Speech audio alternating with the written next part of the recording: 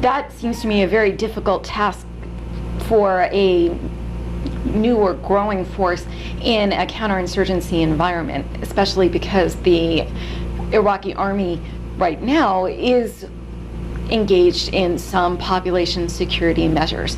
How did the minister and how did the police try to resolve the frictions between what their intended mission was and is, and what was actually going on the ground as they all engaged in the counterinsurgency fight? Right. Well, first of all, it is a monumental challenge. I mean, this is the kind of challenge that would be difficult for any institution to go through, especially one that's as large and grown as rapidly as the Ministry of Interior, and to do it while in the middle of this level of violence and in this insurgency that's going on is a huge challenge, and it's caused me to respect the way that the minister and the ministry has gone about it in a big way.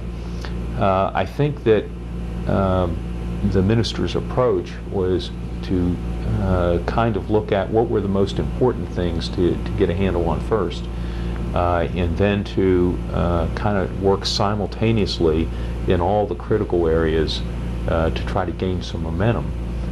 Some of those areas, obviously the national police reform was an important part of that. The institution of an internal investigative capability called Internal Affairs was another very important part of that, and the empowering of that organization to investigate people inside the ministry. Very, very important if you're going to get to this culture of accountability. The implementation of a legal code. In the military we have this Uniform Code of Military Justice that regulates our internal judicial system. Prior to this year, the Iraqis didn't have that for interior forces.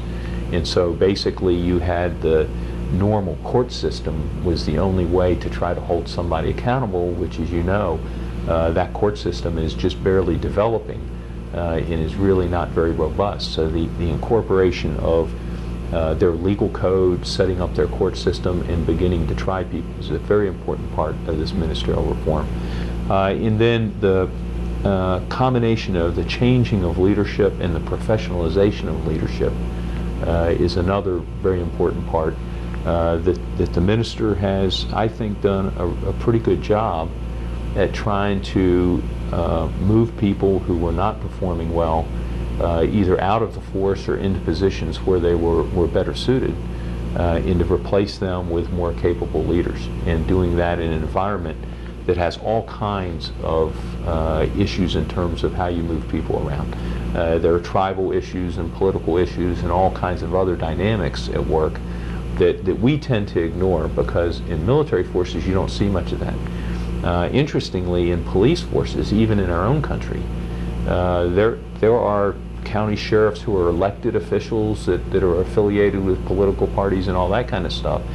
And so in Iraq it's the same thing. Local police tend to be influenced by political leadership, tribal ties, all kinds of other things that make this whole thing a lot more complicated.